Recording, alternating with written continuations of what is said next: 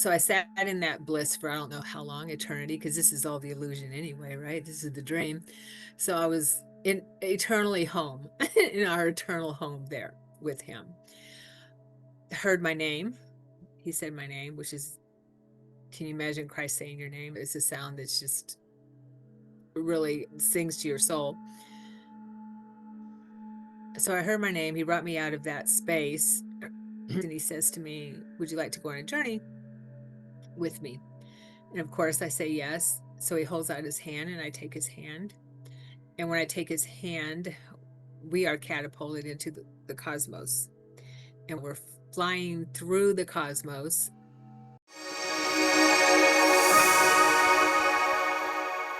My guest today is Sharon Kumar, who had not one, but two incredible near death experiences. And I think what makes her near death experience so unique is that she actually was guided by Jesus and given a tour of her past lives. And I'm going to challenge you to be open minded about this because the past lives that Sharon had are not the traditional ones that you're probably thinking about. So, without further ado, Sharon, welcome. Thank you so much for joining us today. Oh, thank you, Laurie. It's my pleasure and honor to be here. This is going to be such an interesting conversation. I feel that these NDEs are as unique as people, and yours certainly had some unique aspects that I have not heard before.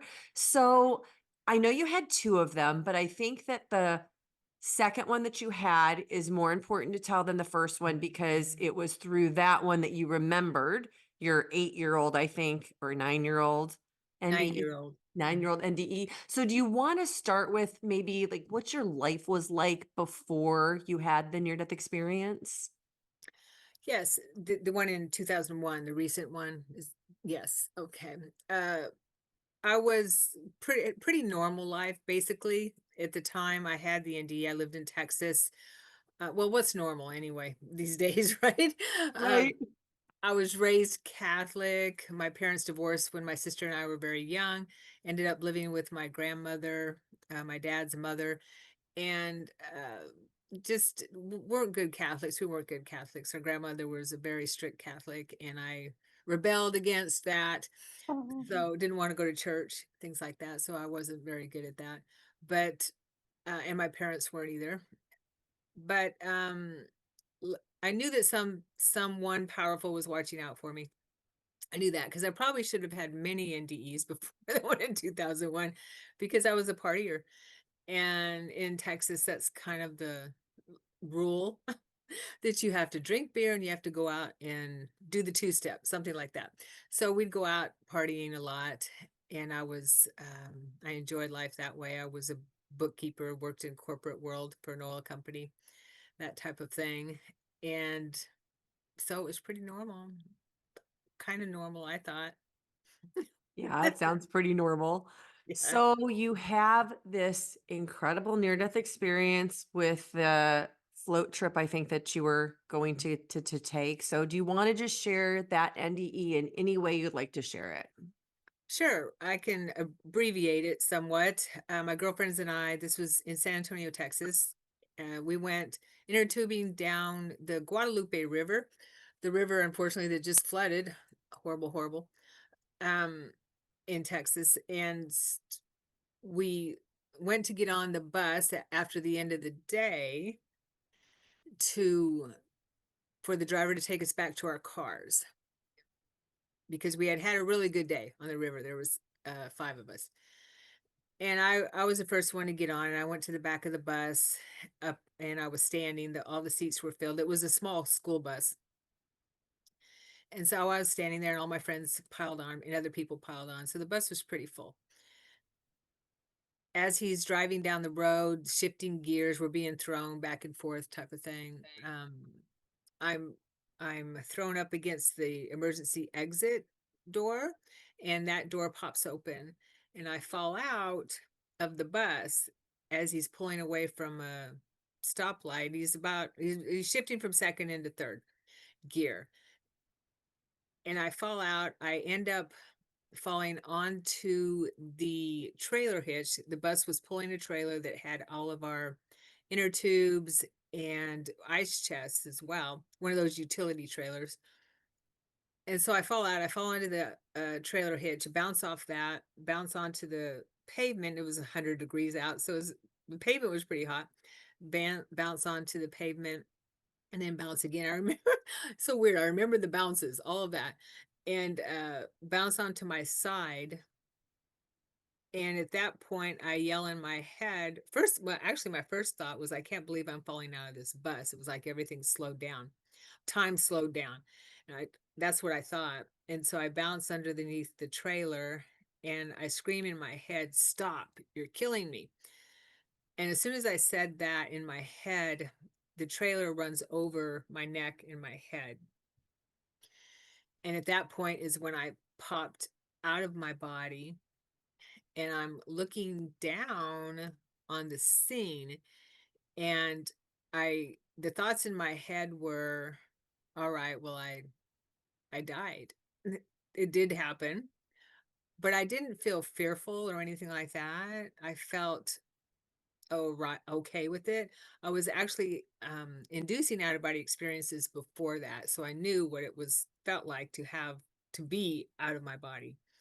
That was that, and that's another story. That was after my stepdad passed in '98. This was in 2001, and so I'm looking down. I'm like, okay, well, I did die, and I started feeling bad for my friends because I thought this is going to ruin their day. I die on them, and we had such a good day, and it was my girlfriend's birthday. She's not going to be able to to celebrate her birthday without being sad, that kind of thing. So that those thoughts are going through my head, and I think about my boyfriend at the time, and I realize he's going to be all right. He'll be sad, but he'll be all right. And then my sister and her family, and my sister especially. And I remember that she has her family. So I'm like, well, she'll be fine, but she'll be all right. And as I'm thinking, having these thoughts, oh, another thought I had was I saw a commuter bus driving up to where my body was laying on the pavement. And I think to myself, gosh, I hope that bus doesn't run over my body because that would make a big mess. But I didn't want to go back to my body or anything like that. I just saw this. I wasn't attached. I had no attachment to my body anymore. I knew that this was me that was looking down on the scene, and I had no desire to go back. And as I'm thinking this, I feel a movement behind me, and I take my attention off of this, and I turn around, and it's my stepdad there who had died in '98, who I was very close to and I missed terribly, which is why I started inducing out of body experiences. And so he's behind me, and he tells me, the first thing he tells me is, "It's not your time." And I say, and we're speaking telepathically actually, and I telepath to him, "But I want to stay with you." And he tells me, "It's not your time." And then he tells me that my mom needs me, and these aren't really in words at this point, that my mom needs me to help her transition, which she did pass a year and a half later. And I was kind of took care of my mom. She lived in a separate, down the street basically from me, but I basically took care of her. So my sister wasn't still or was in Texas. Yeah, we were both in Texas. Where was she? No, my sister was in Seattle. I was still in Texas. Now I'm in Oregon. And so I tell him that, and we're talking about the fact that I want to stay with him, and a tunnel opens up to my right, a portal, and I'm drawn to that portal, and I see my ancestors in that portal, and I recognize some of my ancestors as the ancestors I knew here that had passed, and some that I didn't recognize or wouldn't know as my ancestors if I had seen them here, but I recognize them there. Does that make sense? Okay. And so I'm drawn to that tunnel, but they're not looking at me celebrating and smiling or anything like that. And I realize, and I'm thinking, I'm having these thoughts, well, I guess I guess I'm not supposed to be here. It's starting to dawn on me. This probably isn't where I'm supposed to be. It's not my time, like my dad said. And so as I'm being drawn to that tunnel, that portal, I see another portal behind it, much brighter portal, much brighter. It's like the sun. It looks like the sun. And I move my gaze from that portal to the other one behind, and it's I'm mesmerized by this portal, and I see a figure coming out of the portal that's like a sun, and he's dressed in the white robe, the typical white robe, and the long hair, shoulder length hair, dark hair, and as he approaches me, I recognize him as Christ, as Jesus, Yeshua. I call him Yeshua. And like I said earlier, I was raised Catholic, but I wasn't down with the Catholic teachings of judgment and things like that. But I recognized him right away and knew that I missed him terribly. I flew to him and he embraced me. We embraced each other, and I flew to Christ at that point. He said the same thing my dad did, which was, it's not your time. He told me the same thing. And but I told him the same thing, but I want to stay with you. Can't I stay with you? And he laughed, chuckled, because he knows my heart, he knows my mind, he knows my soul. And I argued with him a little bit, but I want to stay with you. And at that point, as he picked up my chin and he's smiling at me, and I look into his eyes, and I'm getting goosebumps talking about it, and they were blue, the brightest blue. And I realized, where as I'm looking in his eyes, and this is all information that's coming to me. It's not like we think here. It's information overload, basically, but not too much. That I know that I see the universe through his eyes, in his eyes, and I am being reflected in his eyes as well. So we are connecting on that level of merging through his eyes. And then I feel my heart center being filled with light, with love, and my whole being becomes immersed and filled, immersed with light, with love. And it's difficult to explain, but my whole being was smiling with joy, with bliss. Every There wasn't anything that I could have thought, like the sadness of not being told that I can't stay, that kind of thing, or the sadness of my friends having to deal with my death, or my family as well, leaving them, just, or anything I felt guilty about, anything that we hold totally disappeared, was washed away as I was merging with him in that light and in that love. So I sat in that bliss for, I don't know how long, eternity, because this is all the illusion anyway, right? This is the dream. So I was in eternally home, in our eternal home there with him. I then heard my name. He said my name, which is, can you imagine Christ saying your name? It's a sound that maybe you have, but it's a sound that's just really sings to your soul. So I heard my name. He brought me out of that space. I was brought out of that space, and he says to me, would you like to go on a journey with me? And of course, I say yes. So he holds out his hand, and I take his hand. And when I take his hand, we are catapulted into the cosmos, and we're flying through the cosmos.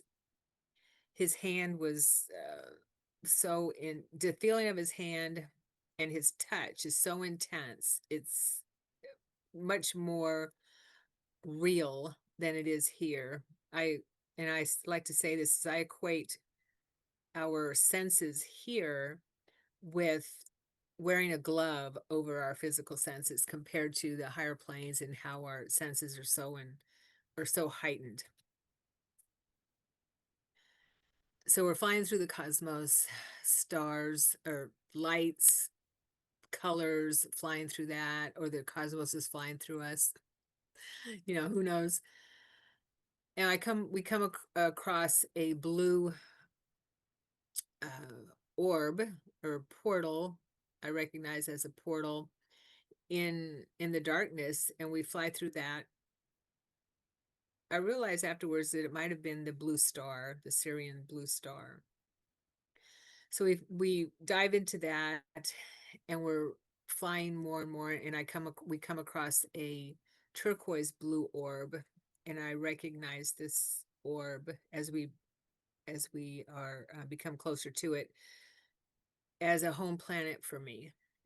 Yeah, and we're floating above it, and as we're floating above this planet, I recognize it as a water planet, an ocean planet. And I also start to merge with the mother, the planet herself.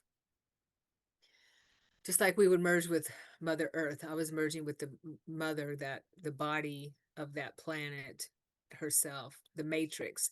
And I was remembering the matrix that I had inside me of her planet as we're merging together.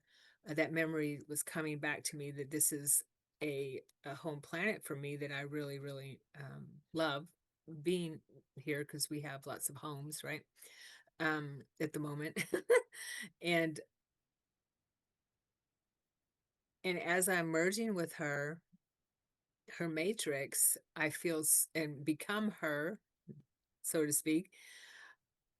I feel so much love and so much caring for every being, every thing on my body, the planet, which is what we forgot here, right? We should treat our bodies like that, right? Because our bodies are intelligent. And so felt so much love and caring. And I also felt the beings on the planet felt the same for me. So it was another blissful type moment in love and caring for all that we were in that space. And then I hear my name again, and he calls me back, and he says, well, let's go. And so we dive down onto the planet, and I am reunited. We dive into the water, and I'm reunited with my family, my mate. I have children there, parents. And so I start interacting with my family, and I didn't want to come back. And that's a whole story there, uh, and about the interacting with my family. So as we're doing that again, I don't know how long I was there. I pull memories from it, but I believe these are, well, I don't believe in time, right? There is no past, present, future, or past and future, present, everything's present. So, so I do believe this is maybe a parallel life, something like that, because when I came back, I was able to go there during my meditations, which is what Christ told me. You can always visit here anytime and choose to take that journey again, or be in that embodiment, focus more of your consciousness in that embodiment there. They all knew that I was on earth. They knew that I had this mission here on earth. They knew that, and so they were so happy that this part of me, the Sharon part of me, was there visiting. So in my meditations, when I would go back, I didn't want to come back, and they had to pull me back here to earth. So I stopped going as much as I used to 20 years ago. So when I came back to the awareness of being with Christ, he reminded me that I still had work to do on earth.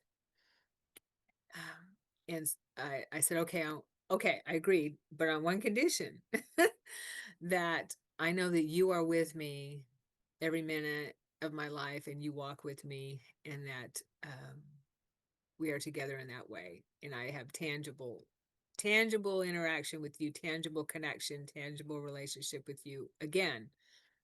And he said, that's a deal. And then I was back in my body, on the road, and I jumped up, ran to the side of the road, and the bus driver had stopped a couple blocks down the road, and my friends jump out and come to see what if I'm okay, and they take me to the hospital, x-ray my head, x-ray. I was bleeding from my ear, and they were worried about that. They put me on a spine stabilizer on the gurney when the ambulance got there, but it wasn't a concussion. It was just that my ear had been kind of torn off. It was just kind of dangling this part of my ear, so they had to glue it back together. But yeah, I have scars of road rash and things like that. Oh my Yeah, gosh, that is absolutely miraculous. I'm curious, do you think your injuries before your near-death experience were potentially worse than they were when you made the decision to come back? definitely. I do believe that the light merging helped heal my body, and that and he that's why, well, I don't know why he appeared to me. I mean, there's lots of reasons why I feel, but there it is so multi-layered. I also believe that the water planet, me remembering my home, was a bit of a kind of a baptism. So there's so much there that I do feel that I brought back with me that healed my body. That makes so much sense. And I've heard a lot of near death experiencers talk about the gravity of injuries. And then they have a near death experience and make the decision to come back and things are healed. I know Anita Merjani, the cancer was healed and her organs started to repair themselves. I had a guy who I haven't released this video yet, but by the time yours is out, it's probably on the channel, who had a house fall on him Whoa. and was completely crushed and saw these molecules coming back and healing his body. This is so incredible, but it makes sense because if this is not the real, this is the matrix, then there are things that can be done to heal us that seem extraordinary from the viewpoint of the earthly experience, but not from the viewpoint of the other Right. side. What do you think about that? Oh, I agree totally. Yeah. I mean, I did have a recovery time basically, and I have to maintain my back in my I have a neck thing going, a swivel thing that I have to swivel, that type of deal that I have to maintain, things like that. But yeah, th- it doesn't make any sense that I would have jumped up from the side of the road after Right. that. Yeah. Uh, but I totally agree with you that I've seen too many things. Like you said, I've actually in an inner body experience, I've seen my cells working in my body. I've seen them. Which Yeah. are actually miraculous in and of themselves with all Aren't that they they? do. Yeah. Mhm. Okay, Yeah. let's talk about Yeshua, Christ, Jesus. You said that you weren't super religious before this Catholic religion was kind of forced upon you by your parents and your grandparents. Did you, before you had the experience, even believe that Jesus was anything real? I knew he was real, but I felt that he and the saints, so to speak, from the Catholic tradition were out of reach, that they were, and that the teachings put them on some kind of pedestal, and we couldn't talk to them ourselves unless we went through a Sure, priest that's or very a much nun. Catholic where everything has to go through the priest, etc. Yeah. Okay. Yeah. That's what I felt, yeah, and I will say my parents were not religious. When they divorced, they were excommunicated from the church, so they're like, "Pff, done with that," but but it was my grandmother who raised us for, some of our years, yeah, but, So from what you understand now after having a direct experience with Yeshua, and I love that you use that term because I think it takes some of the religion out of the term. Who do you think he is? Who is he? Yeshua? Oh, well, he's love embodied. I love that.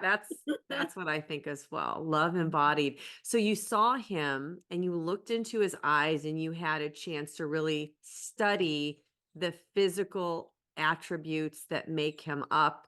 When you came back, I would imagine you probably searched for images that were similar. Did you find any? I found one, Okay. how I saw him, and it was drawn by a woman who had a near-death experience Okay. and was told to, and he was met by Christ, and he told her to draw him when she And returns. she did. And she did. Oh Yeah, my she was gosh. yeah, she was Hold very on one second. I'm going to pause okay. this for 1 second. I'm so sorry. My No dog. problem. Hold on, I got to do something. So that's interesting because there's another woman who is a really young artist who created some portraits of Jesus that I know people have said are very, very similar. So maybe we can get a link of the image that you're talking about, and I can put it down in this description so that people can see the image that you saw when you had your Mhm. near-death experience. Yeah. I know the image you're talking about, the young woman who the artist, and that isn't how he appeared to me. But it's a beautiful rendition, definitely. Okay. Yeah. So let's talk a little bit about this planet. So, first of all, you mentioned that it was a turquoise orb, and then you described it as having a female beingness. And you also linked the similarity to Earth. So, I think the most people that are on this planet think of Earth as a big rock that's in space, like what you see behind me. But I know that I've talked to and had enough conversations that I don't think that that's at all what Earth is. So, will Mhm. you describe, now that you've had these experiences and a chance to reflect and integrate them, what is this planet that we are on called Earth right now? What is it?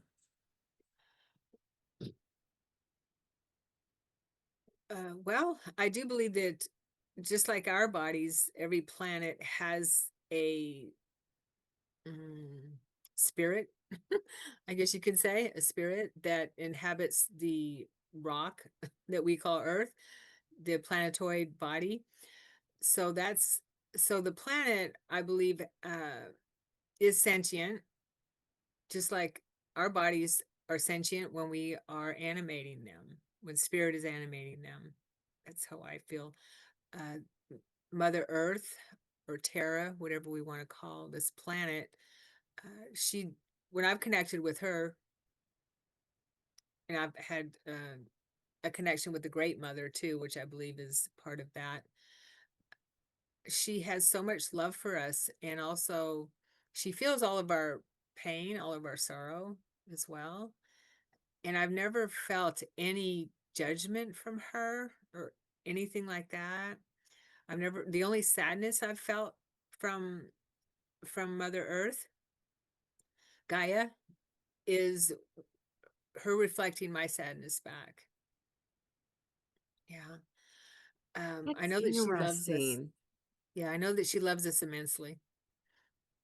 So now you have this experience on this blue turquoise planet, and you dive down and you discover that you had this other life. And I know that for a lot of people, probably not on this channel who are watching, but for the majority of people on the earth, I don't know that they believe in reincarnation, at least not in the United States, maybe more in other countries where those concepts are taught as being normal. But here, I know it's a stretch for a lot of people to believe that, but when they think about a past life, they think, well, maybe I was a cowboy in the 1800s, not some other being on another planet. But I believe, and I think that this has been communicated by so many NDEers, that we have all these different dimensions that we can go to have experiences.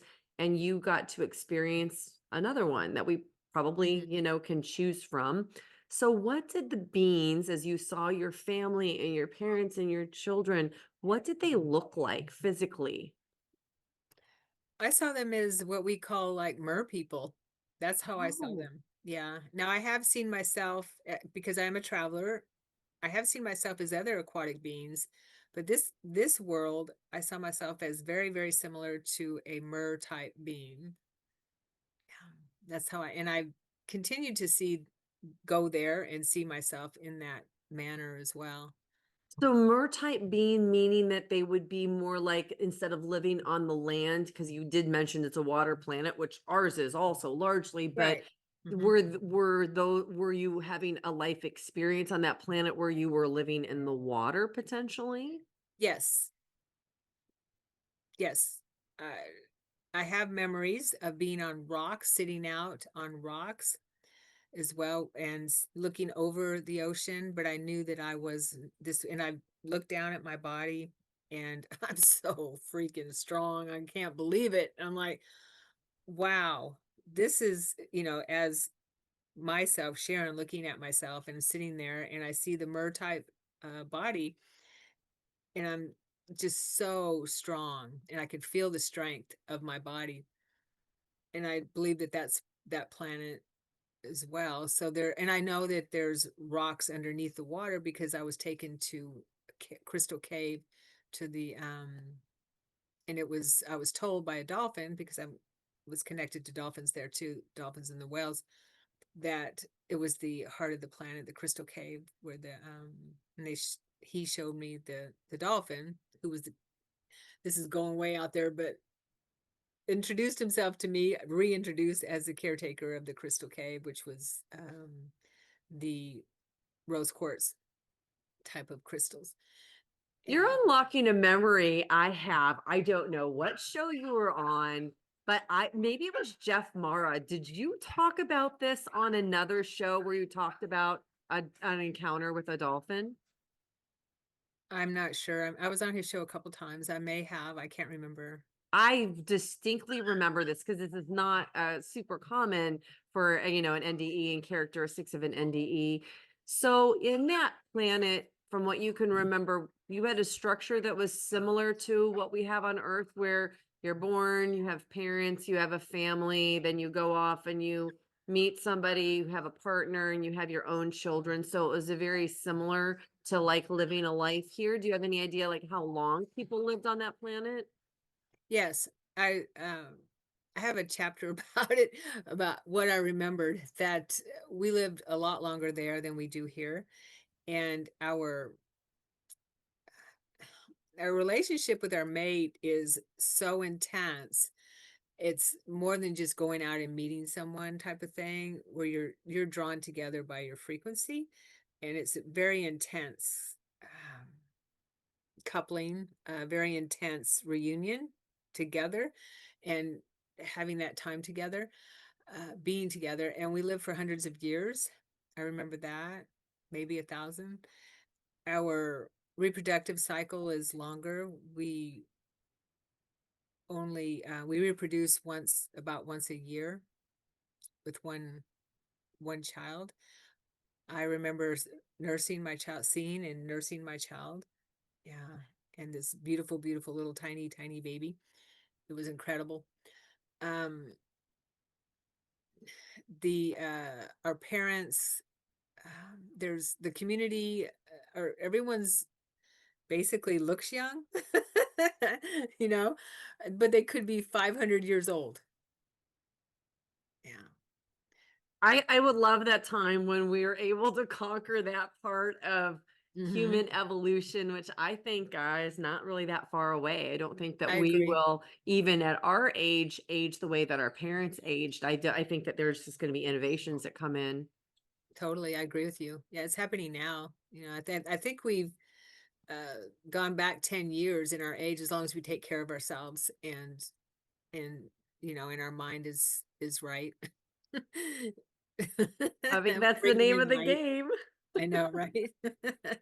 So, you mentioned that we need to do things to treat our body. So this is actually a perfect segue into that. Yes. So why don't you share some of the things that you've uncovered that we should be aware of within our human incarnation with our bodies? What I've learned and remembered, and this is for me, is movement is really important. Movement, definitely.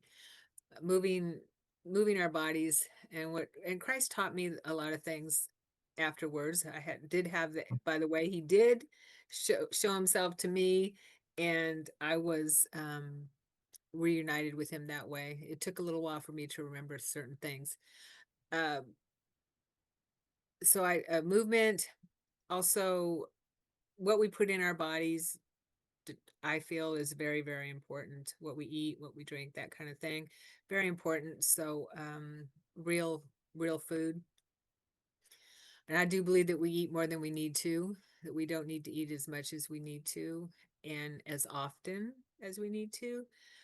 Um, Now I love food, you know, Me too. but yeah, I mean, it's why not? It's part of life. But I do believe that that there's a balance for everything, and Christ always tells me moderation is everything. So it's really important to be in touch with our bodies as well and listen to our bodies. That we've kind of lost that too. I believe with everything, all the garbage that we put in that we're kind of hypnotized to think that we need to eat. So listening to our body is really important. Talking to it, if we get, I mean, our bodies have a brain, a memory. I believe, I feel and know in my heart and soul. So listen to our body because we are not our bodies. Our bodies are a tool, our vehicle for traversing this world, and why not take care of it? Or some people say our temple, that type of thing. So movement, I I also believe that we completely need to be agree. releasing. Yeah, we need to be releasing a lot, because what's going on in our energy field, in our mind, and in our energy field, our body will process and take in. And if we don't release it, any type of what we call negative emotions or thoughts or, bad feelings and guilt, shame, all those lower frequency emotions, then our body doesn't know the difference, and so it'll take on that energy. Absolutely. I have a friend who I interviewed a few weeks ago who has a practice where she helps people release the stuck energy. She can actually put her hands over and see trauma that happened and name how old somebody was, what the type of trauma was. And she's Wow. like, your body definitely keeps Hmm. score. And if you can release all those things, then your body can heal in ways that it couldn't without that energy release. So super Yeah, important. definitely. Yes, and speaking of that, we also hold past life memories, past life traumas in our Yes, bodies too. for sure. So memory is really, really important, not just for our everyday life here. And there's a plague going on, I'm sure you know, with the attack on our memories.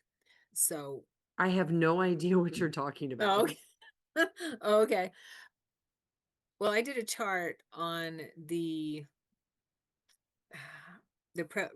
prevalation of Alzheimer's and dementia, that type of disease. Okay. And Which I is mean, interesting because when I was a pharmaceutical sales rep for Pfizer, I mhm, actually sold a product that Pfizer made for dementia. So okay, I actually am pretty versed in what dementia is, how it works. I mean, much as we could be back when I was selling this, like back in 2000, like 20 years ago, I guess now. yeah, yeah. So the the rise of dementia and Alzheimer's has gone up exponentially in the last 20 years, even. Yeah. It's scary.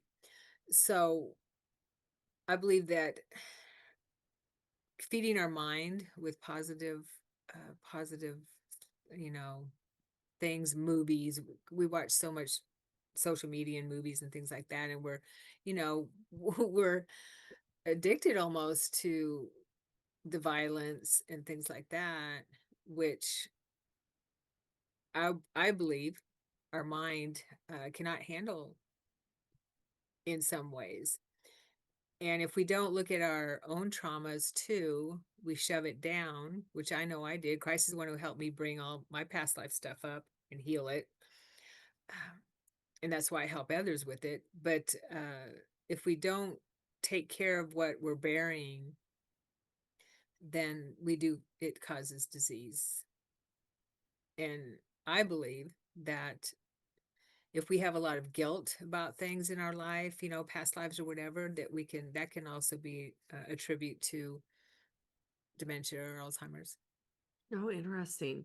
Mhm. So you're probably unaware of this happening, but while you were talking about the body, I became very, very drawn to the necklace that you were wearing. And I thought to myself, wow, I'm so drawn to that necklace. And as I had that thought, you took it in your hand and you kind of played with it and then you let it go. And I watched you do that a second time. What in the world is that necklace? Because I know it's something. Yes, it is Hebrew. Inside the heart is the Hebrew letters for Yeshua. Really? Mhm. And was that something that you were directed to create? And no, I found this at a conference I was at, a spiritual conference, and the woman made them. And so I'm like, well, I have to have that.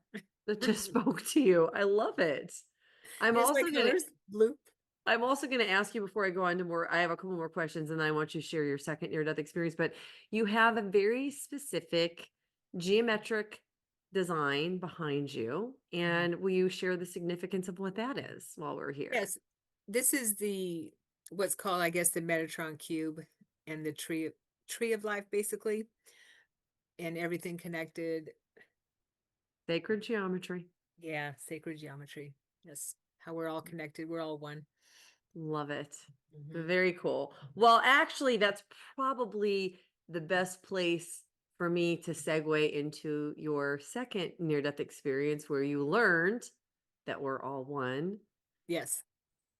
So, your second near death experience actually happened though when you were 9, but how did you uncover this? Because you didn't have a conscious memory of that going into your first near death experience. Right. It was my first. My Right. second helped me uncover my first. This is, it's funny how that, because I've said that before too, that it was my second. Wait a minute. No, it was actually my first.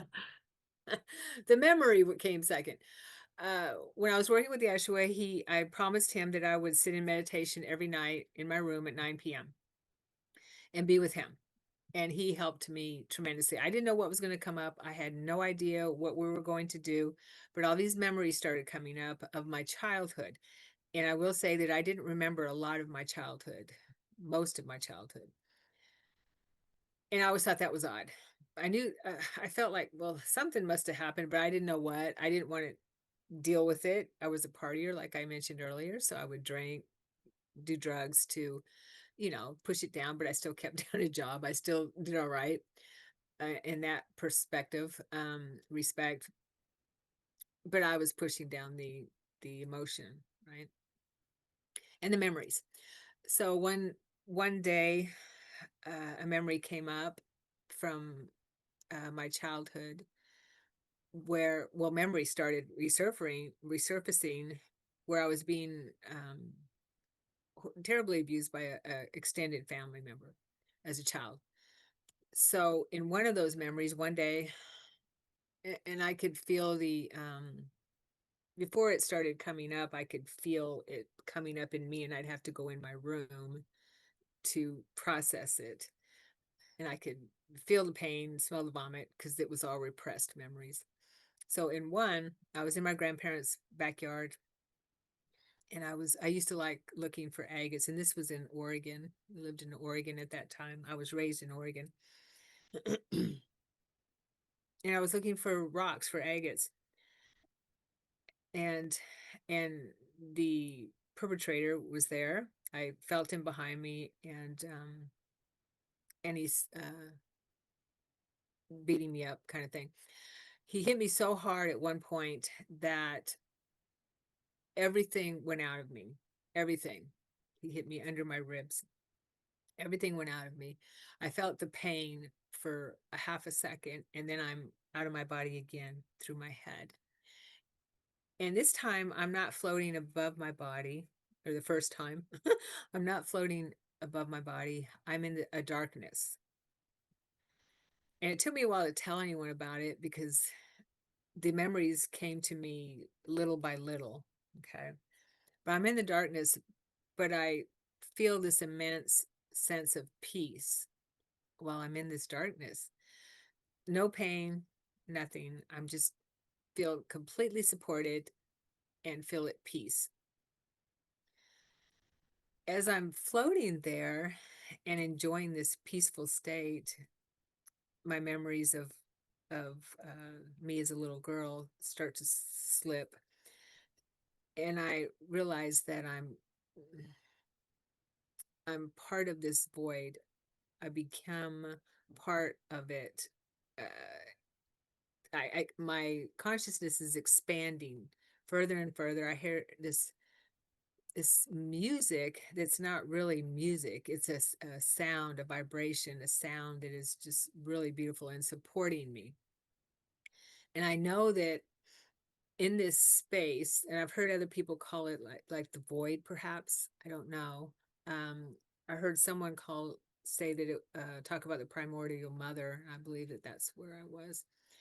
Uh, where I wasn't really anywhere, but I was in that space of total support. And I knew that anything within me or anywhere that was out of sync with this space, there was something that would bring it back into balance. It was all about balance. Everything this whole space was needed to be in balance. That's what it was. I had access to anything that I wanted access to, but I just wanted to be in this space, this supportive space. But I was so expanded, I knew that I had access to anything, but I didn't need it. I didn't need it. I was there. I was just, and then as I'm floating in that space, a to my right again, I see a light, and it gets bigger and bigger. And as it approaches, or I approach it, I don't know, Christ appears out from that light and approaches me. And it was a very different experience with him this time because I had just left him. I was 9, and I knew him, of course. And he kneels in front of me. I'm right in front of him, and he kneels in front of me. And he says to me, "You've suffered enough, my child. You don't need to return." And in as I'm bringing myself back, my memory back to who I am here, I tell him, but I haven't finished what I went to do. So I need to go back. I don't want to start over. We're communicating this. And I knew that I didn't want to reincarnate, didn't want to start over as a brand new baby, didn't want, that I'm willing to go through whatever I need to go through to finish this. Very different than in 2001 when I'm like, I'm done. I don't want to go back. Yeah. And when I was 9, I'm like, I need to go finish this job. Okay. I don't want to have to go back to first grade. Okay. So he asked me, "Are you sure?" And I said, "Yes." And then I was brought back into my body. And I was actually in my room when I was brought back. So I don't know what happened in between. But he was not around me. Wow. Yeah. Sharon, this is so incredible. I've heard so many people talk about the black void. And I feel like if we're going to, and this doesn't mean a good, better, best, it's just the only thing I can think of to communicate this visually. So here we are in the earth plane, right?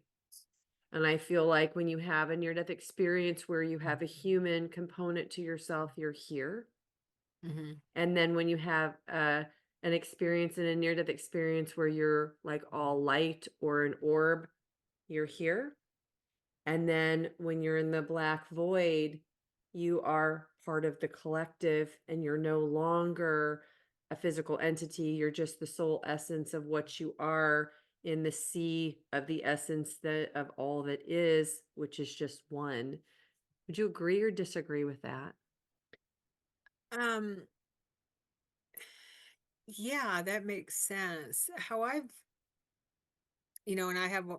I think about this stuff a lot. Me too. Me Yeah, I know. too. Good. I'm glad, so glad. Not the only one. And so, uh, and it struck me when someone I interviewed on my channel talked about the primordial mother, Mm. and and whenever Christ would come to me, he'd come through a light tunnel, right? And so I thought, okay, So the darkness, the void, like you talked about, is, if that's the primordial mother, then, and we go, into that space of nothingness, right? Because that's what it felt like, nothingness, but it wasn't a bad nothingness. And then when light is projected within that nothingness, is that what we consider the father, the light, the father? The mother would be, or the feminine, the masculine, would, in our universe of duality, or reality. So dark and light, because we have dark and we have light. So I know that knowledge, or light carries knowledge. So we're projecting, like you said, into the darkness, and that's how we create, or how. Yeah. That's Yeah. what I've heard people describe also. Like Oh, it's really? the realm Okay. of every possibility that exists is Hmm. in that space, and where all of the thoughts then create the projection of what I would call down in these realms, but not in a good, better, best, just in a layer so that you can Yes. visually understand it. Yeah. Yeah. Yeah, that makes sense. And I see the sun kind of as the projector, the source, or the Like the all that, yeah, like almost all that above is. that is Yes. the one that everything is encompassed in. Yes, and the center of the sun, because we're going in, right? The center Right. of the sun would be maybe the darkness, the whole, that, and and when God source thought everything up, is when the light, it Yeah. came through from the primordial mother, Yeah, that we makes all a get lot it. of sense. Isn't that What they crazy? would I've got call the Big goosebumps. Bang. Yeah. Oh, good. Right? Well, and you know what? I love when somebody says that they got goosebumps because it's outside of our brain. It is our body reacting to things that resonate. We don't control it. You can't control making yourself get goosebumps. You just get them Mm. because Right. something resonates. Hmm. I love Totally. this. I love this conversation with you so much. Me too. Thank you.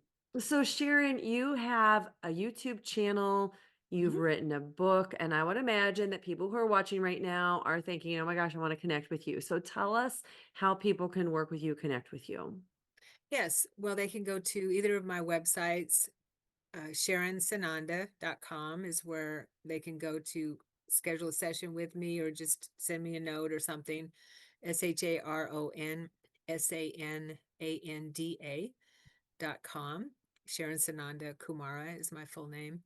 And I also have an academy where I teach courses, and I have other practitioners on there as well who teach courses, and we do amazing work. It's called the Kumara Academy, and this is my honoring Christ, Yeshua, Sananda Kumara, starting this academy, and it's metaphysical teachings, because he's a metaphysical teacher. He taught me everything I know, or helped me remember. There we go. Help me remember. So pulled me out of the dump, and the dumpster, and help me remember who I really am. And that's my goal, is to help people remember our true selves. So that is kumaraacademy.com. And I do have a YouTube channel called Ascension Gateway, where I bring amazing guests on like you do. And we talk about all kinds of stuff, and do live shows as well. And we honor the moon phases and the seasons, things like that, because I feel like we need to get more back in touch with the planets, the Yeah. planet that we reside on, and remember our heritage and our ancestry, that type of thing, because we used to do that, and we were a lot healthier, felt better. And my book, yes, is Awakened Soul. That's kind of how he looked. I mean, that's a really good depiction of There you how go. he met me. Yeah, they did a really good job. She did a really good job of creating that. And that is My Near-Death Journey Home Through Christ's Infinite Love, Sharon Sananda Kumara. It's on Amazon. I It's the story of my both NDEs and also the aftermath of how Christ worked extensively with me and still does to help me remember my true self and how I share that information. Some crazy, crazy experiences. It's a wild ride, let me tell you. Well, that is amazing. Well, thank you, Laurie. Sharon, this has just been such a fun conversation.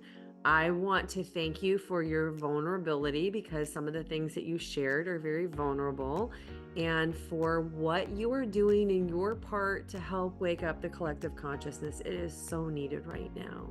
Oh, well, thank you. And the same to you. Thank you so much. And of course, this channel is absolutely nothing without all of you that tune in to watch, listen, and comment. I thank you so much for watching. Bye bye. Next up, check out this playlist of other NDE interviews. Please like and subscribe. It really helps this channel to grow so I can bring you more content. Thank you for watching. I'm so glad you're here.